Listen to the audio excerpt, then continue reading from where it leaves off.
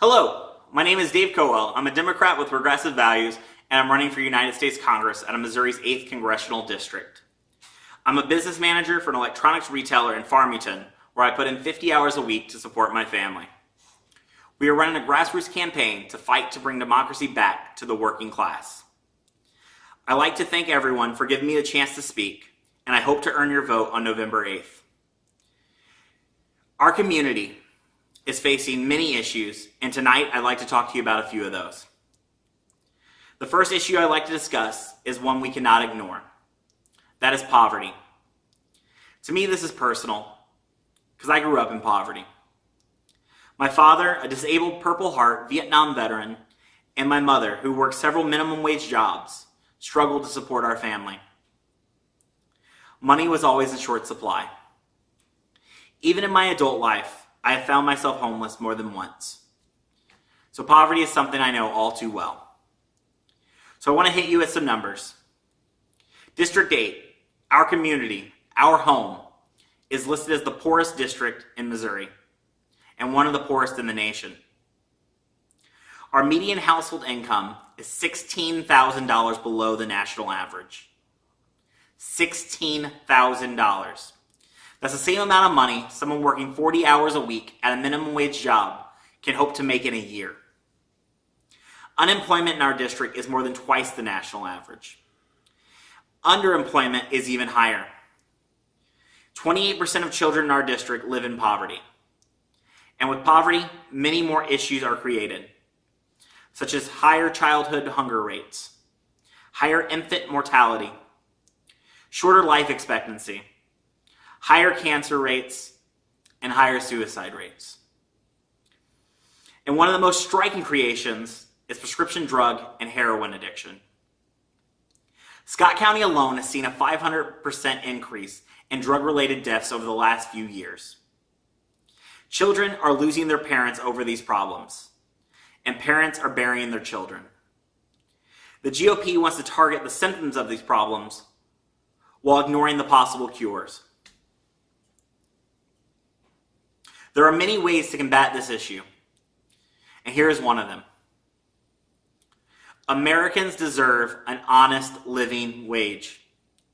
This is something I believe in deeply. By increasing our pay to a living wage, it will allow working families to spend more money in our economy. The working class spends 95 to 110% of their income each year. Most of it is spent locally. If we increase the amount of money working families make, we will watch our local businesses increase in revenue and in clientele. This creates more jobs for our community. This is not an opinion. This has been seen by the brave cities in our nation who have already done so.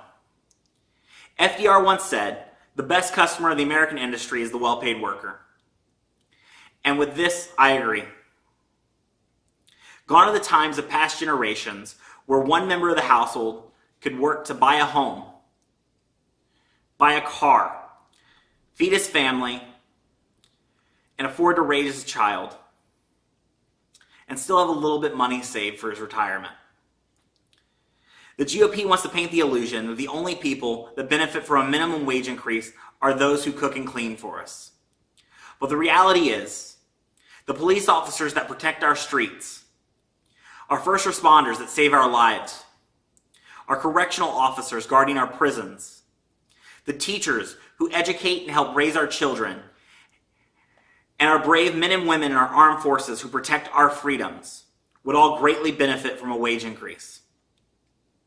The GOP, with their so-called right-to-work bills, are taking massive amounts of money from special interest groups to ensure we cannot put food in our children's mouths.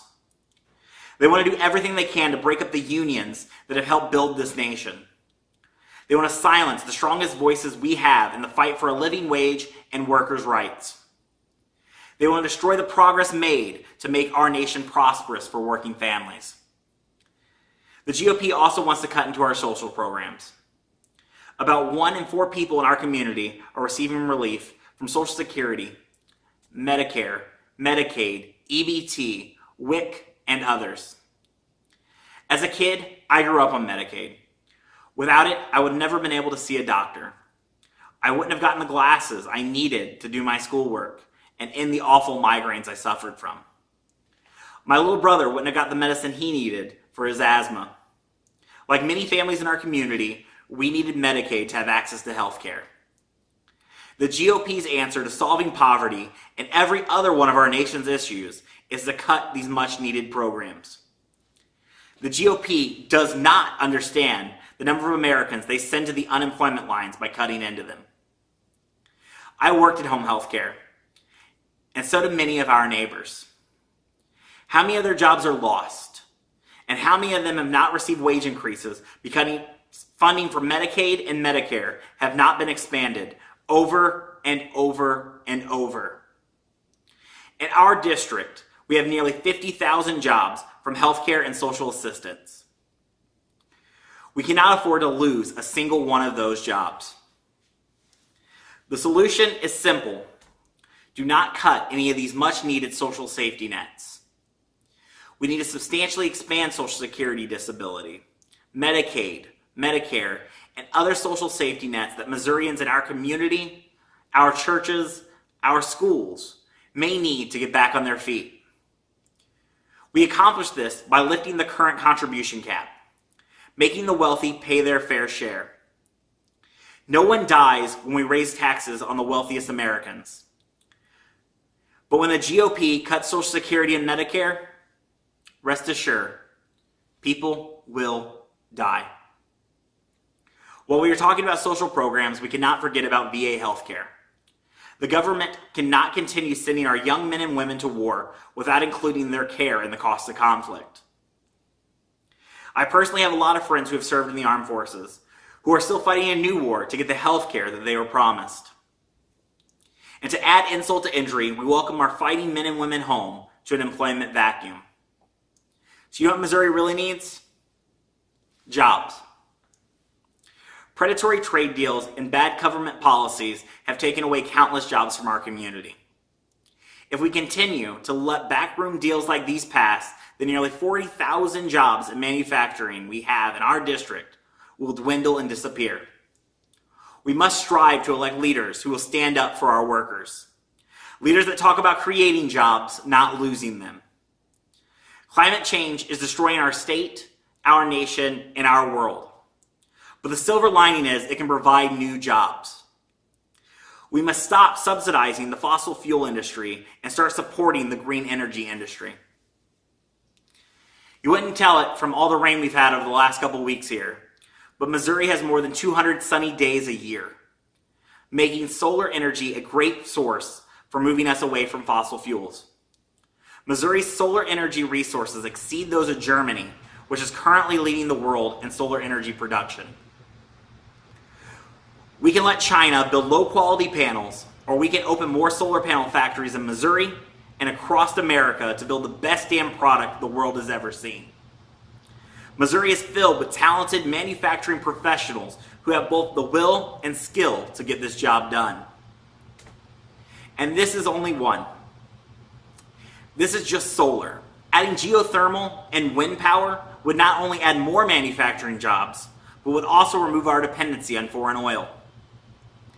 On the subject of job creation, we must also invest in repairing, rebuilding, and improving our crumbling infrastructure, which will create millions of new jobs. For the safety and security of our community, we need to repair our water systems, our energy systems, our roads, our bridges, our levees, and our schools. We cannot sit idly by as these resources generations before us worked so hard to build fall to the ground.